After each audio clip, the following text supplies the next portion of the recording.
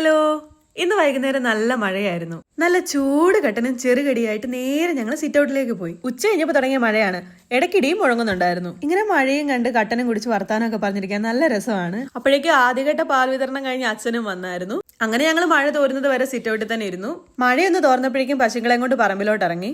ഇവളാണ് വെളുമ്പി. അമ്മ സുന്ദരിയെ കൊണ്ട് പുറകെ വരുന്നത് നോക്കി നിൽക്കുവാണ്. അവരും കൂടെ വന്നെങ്കിലേ കക്ഷി പറമ്പിലോട്ട് പോകത്തുള്ളൂ. അതുവരെ ഇവിടെ നോക്കി നിൽക്കും. അങ്ങനെ അമ്മ അവളെയും കൊണ്ട് വന്നു. സുന്ദരി കൊമ്പില്ലാത്ത ഇനം പശുവാണ്. അതുകൊണ്ട് ഞങ്ങൾ അവളെ ഇടയ്ക്കൊക്കെ മൊട്ടച്ചി എന്ന് വിളിക്കാറുണ്ട്. ഇവളാണെങ്കിൽ അവര് പോകുന്നത് നോക്കി നിന്നിട്ട് എന്നെയും കൊണ്ട് ആ പുറകെ പായാനായിട്ടുള്ള പരിപാടിയായിരുന്നു. ഇവക്കാണെങ്കിൽ വിളച്ചിൽ ശകലം കൂടുതലാണ്. നമ്മുടെ കയ്യിലൊക്കെ നിൽക്കാൻ നല്ല പാടാണ്. അപ്പോഴേക്കും സുന്ദരിയും കെട്ടിയിട്ട് അമ്മ വന്ന് ഇവളെയും കൊണ്ട് കെട്ടി.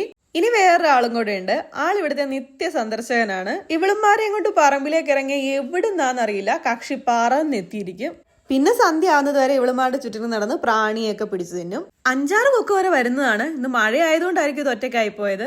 മരുതിയുടെ ഏറ്റവും മുകളിലാണെങ്കിൽ 2 കാക്കകൾ ഇരുന്ന് ദേഹമൊക്കെ ഉണക്കുന്നുണ്ടായിരുന്നു. അപ്പോഴാണ് നമ്മുടെ താരം ഉണ്ണി രംഗപ്രവേശനം ചെയ്തത്.